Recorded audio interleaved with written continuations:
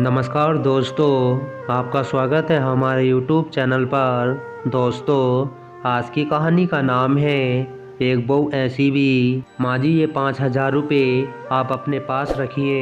ये बोलते हैं बहू ने सास को 5,000 रुपये दिए और बहू अपने ऑफिस के लिए निकल गई। सास का एकदम से गला भर आया।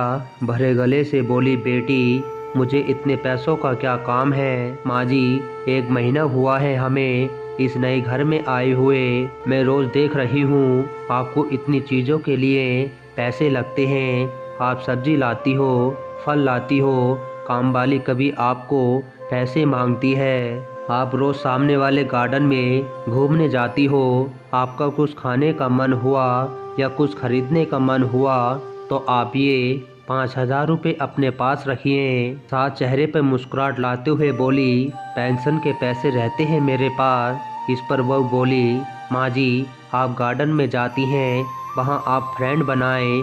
कभी मन हुआ तो पिक्चर देखने जाएं, पार्टी दो, पार्टी करो, अपनी ज़िंदगी खुल कर जियो माँ जी। इन्होंने मुझे बताया है कि आपने बहुत मुश्किलें उठाते हुए इस घर को संभाला है। बड़े भैया अपने घर में खुश हैं, दीदी अपने ससुराल में खुश हैं, हम भी खुश हैं। अब आप किसी की या कोई भी चिंता किए बगैर खुश रहे, सिर्फ अपने लिए जियो। आपके मन में आए वो करो। मैं जानती हूँ आपने अपनी कितनी मुश्किलें उठाई हैं इस परिवार को संभालने के लिए। इस घर को बनाने में भी आपकी कई इच्छाओं का गला घोटा गया। बस जो हुआ सो हुआ। अब आप सिर्फ और सिर्फ खुद के लिए जियो। बेटी, इतनी छोटी उम्र में इतनी बड़ी बड़ी बातें कहाँ से सीखी तूने। माँ जी, जब मैं 12 साल थी तब एक दिन मेरी दादी बुआ के यहाँ जा रही थी। मेरी माँ ने दादी को 500 रुपये उनके हाथ पर रखे और बोली, वहाँ बच्चों को बाहर ले जाना, नानी की तरफ से कुछ खाने पीने में खर्च करना, खिलौने लेकर देना।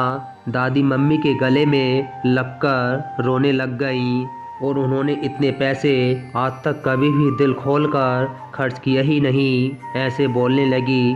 तब से मम्मी और दादी का व्यवहार आपस में अच्छी सहेलियां जैसे था। माँ जी, मुझे ये भी पता लगा है कि इस परिवार को संभालने के लिए आपको अपनी जॉब भी छोड़नी पड़ी। कितना बुरा लगा होगा आपको। इतनी इच्छाओं, महत्वपूर्ण कक्षाओं का दम घोटना पड़ा होगा।